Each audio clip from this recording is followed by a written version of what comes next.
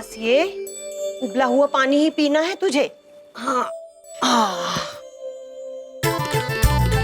अरे ये क्या रूखा सूखा हलवा बना रही है बिटिया? अरे थोड़ा सा और घी डालना उसमें। सूजी घी में थपथपाए तभी तो वो हलवा कहलाए ना। और पता है घी बहुत गुणकारी होता है बच्चे के लिए। एक मिनट,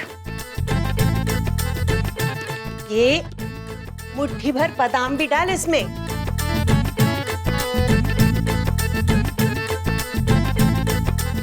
अभी तेरी माँ जिंदा है बिटिया।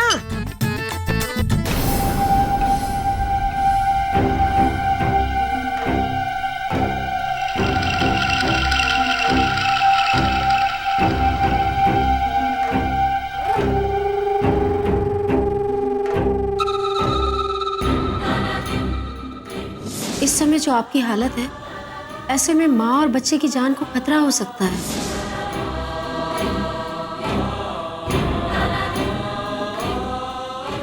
ऐसे में बस मैं आपको एक ही सलाह दे सकती हूँ, एबॉर्शन, एबॉर्शन, एबॉर्शन।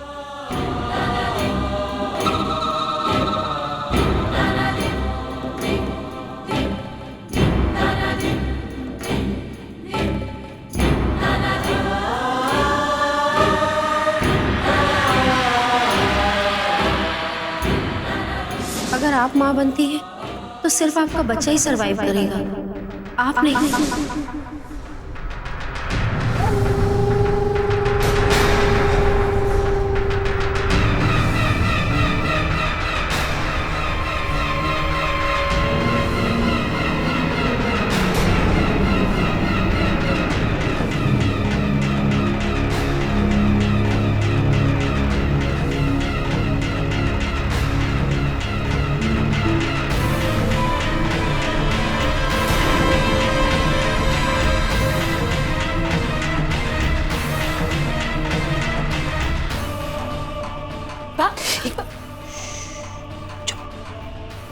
जो होता है होने दे उसे। उसकी भला से तू क्यों अपना गला फाड़ेगी? आपकी शारीरिक स्थिति की बनावट की ये कमजोरी प्रेगनेंसी के लिए बहुत घातक है। आपके कम कद और बौनेपन की वजह से डिलीवरी के वक्त काफी कॉम्प्लिकेशंस की संभावनाएं हैं, जिसकी वजह से हम माँ या बच्चे में से किसी एक को ही बचा पाएंगे। आपकी जान बचाने के लिए हमें इस बच्चे को अबॉर्ट करना जरूरी है।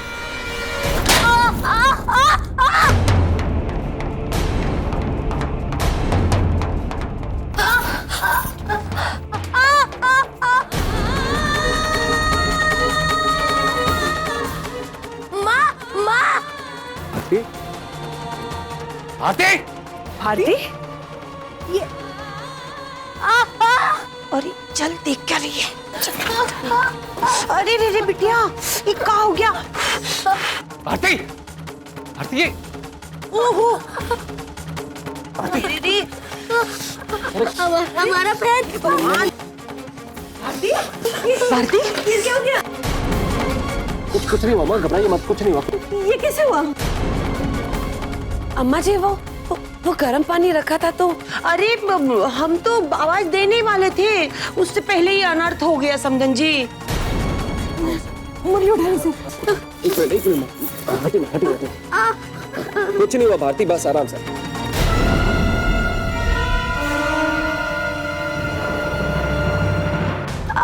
आराम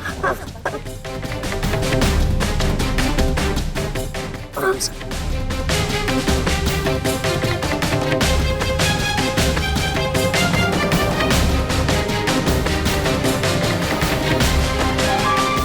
बस बेटा, अभी ठीक हो जाएगा।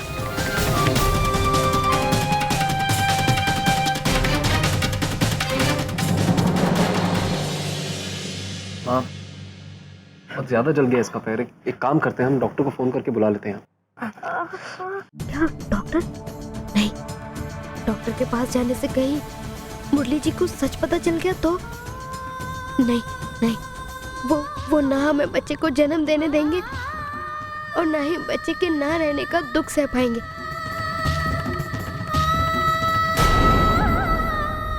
नहीं मुरली जी,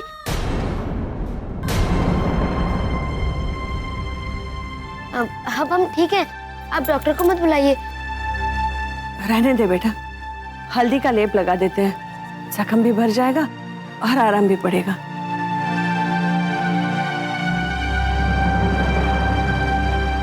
माँ, हमें नहीं लगता है कि घरेलू नुस्खों से ठीक होगा इसका पैर। आप देखिए ना कितनी बुरी तरह जला है। हमें लगता है कि एक बार डॉक्टर को दिखा के सही इलाज करवाना बहुत जरूरी है। नहीं नहीं, हम डॉक्टर को नहीं दिखाएंगे।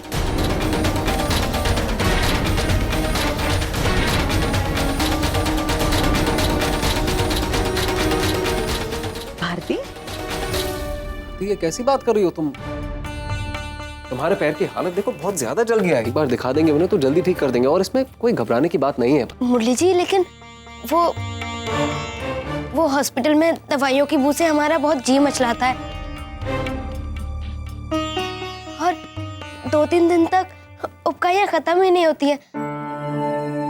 इसलिए हमें वहां मत ले जाइए प्लीज, हम वहां नहीं जाएंगे।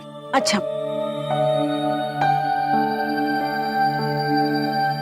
ठीक है, हम नहीं जाएंगे, लेकिन अगर तुम्हें तकलीफ हो तो तुम हमें बताओगी, फिर डॉक्टर को यहाँ बुलाएंगे, ठीक है ना? माँ, कोई तकलीफ नहीं है, हम ठीक है, हम बिल्कुल ठीक है।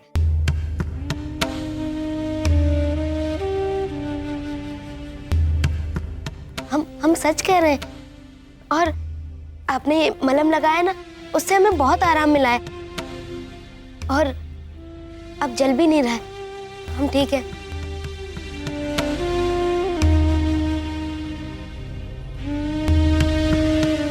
अच्छा खासा जला है इसे, इतनी जल्दी राहत मिलने से रही, फिर डॉक्टर का नाम सुन के हड़बड़ा क्यों गई है? बच्चे को कोई नुकसान तो नहीं पहुंचा, इसकी चिंता तो होती इसे। पहले अस्पताल भागती, कुछ तो काला नीला है। आज तो टाल दिया,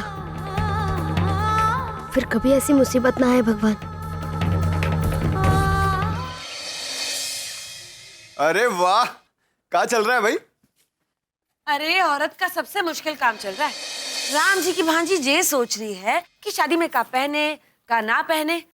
अच्छा बता, ये साड़ी के साथ जाएगा?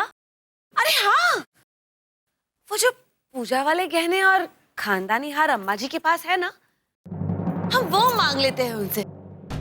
राम जी की कसम, वो तो झमाझम जाएगा इन साड़ियों पर। हम अभी लेकर आते हैं उनसे।